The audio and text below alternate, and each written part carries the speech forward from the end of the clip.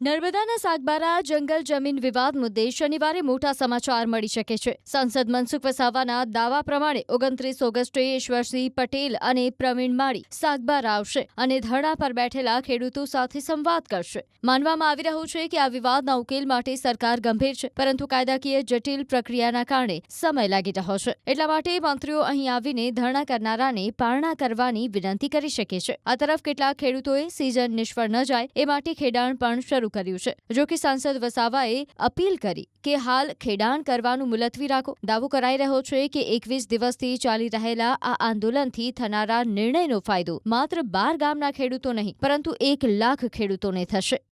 અગાઉ જે પેન્ડિંગ જે દાવાવાળા જે છે એમને જે નિયમ લાગુ પડશે, એના જે નિયમો બન્યા છે કે જમીન આપવાના માટે જે પુરાવાની જરૂર છે એ જ પુરાવા સાગબારાવાળાને પણ લાગુ પડશે।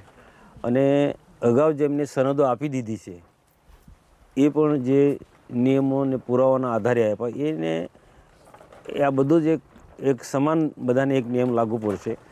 અને આના માટે મેં પણ ઘણી બધી વાત કરી કે આમની પાસે આટલા કેટલાક પુરાવા છે,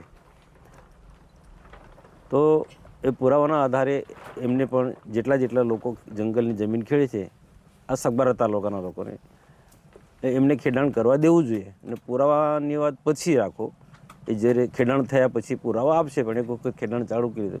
પણ જે વિભાગના જે મંત્રી અને બાકીના અધિકારીએ કીધું કે અમારે પણ અભ્યાસ કરવાની જરૂર છે, કેટલા લોકો ખેડે છે, શું છે, કેટલાક કોની પાસે શું પુરાવા છે, એના માટે 2 દિવસ એમને લંબાયા છે। અને 2 દિવસ પછી અહીંયા રાજ્ય સરકારના મંત્રી આવશે।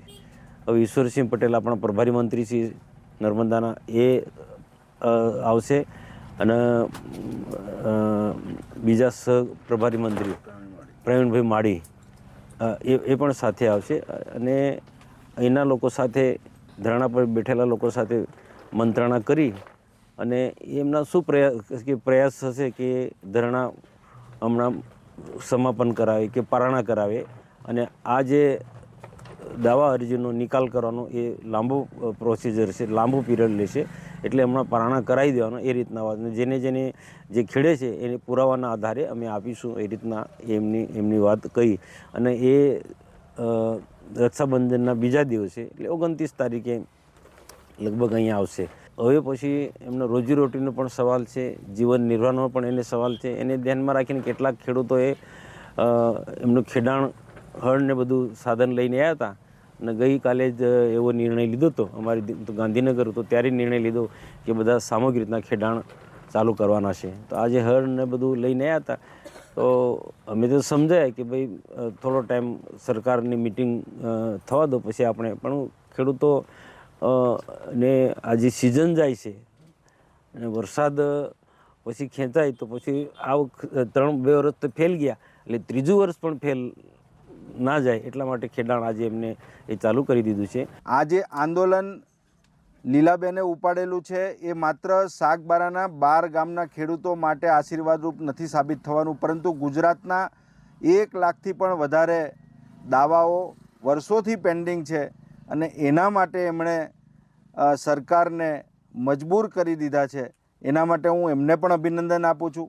સરકારમાં રહીને ખેડૂતોની વાત કરવી, ખેડૂતોની ઉગ્રતાથી રજૂઆત કરવી, એના માટે અમારા ભરૂચના સાંસદ સભ્યશ્રીને પણ હું અભિનંદન આપું છું। અને સૌથી વિશેષ અભિનંદન અહીંયા બેઠેલા સૌ ખેડૂતોને આપું છું કે જેમણે 20 દિવસથી પોતાના ઘરનો કદાચ ચૂલો નહીં સળગતો હોય, પરંતુ અહીંયા ભૂખા તરસ્યા આવીને અહીંયા બેસી અને લીલાબેનનો હોંસલો વધારવાનું કામ કરેલું છે। અને સમગ્ર ગુજરાતના જે આદિવાસી ખેડૂતો છે કે જે વર્ષોથી જંગલની જમીનની અંદર સનદ માટે પ્રતીક્ષાની રાહ જોઈને બેઠા છે, એવા લોકોને પણ એમનું એક સ્વપ્ન પૂરું થાય એ દિશાની અંદર આ ખોપીનું આંદોલન આગળ વધી રહેલું છે।